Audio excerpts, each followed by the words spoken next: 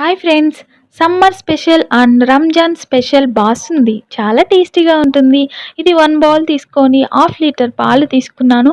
ఆ పాలని బాగా మరిగించుకోవాలి. అంటే హాఫ్ లీటర్ పావు లీటర్ అయిపోవాలి.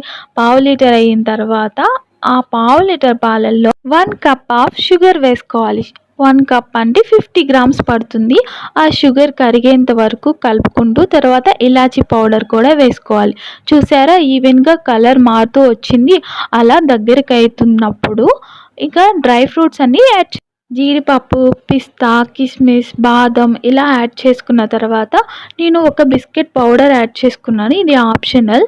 తర్వాత కార్న్ ఫ్లోర్ పౌడరు ఒక స్పూన్ తీసుకున్నాను. తర్వాత వాటర్ కలిపి దాంట్లో వేసుకోవాలి. ఇలా చూడండి, చిక్కబడిన తర్వాత అయిపోయింది. He's done. ఇది 4 అవర్స్ ఫ్రిడ్జ్లో పెట్టుకున్న తర్వాత తింటే చల్ల చల్లగా ఎంతో బాగుంటుంది. ప్లీజ్ లైక్ చేయండి, షేర్ చేయండి, సబ్స్క్రైబ్ చేయండి.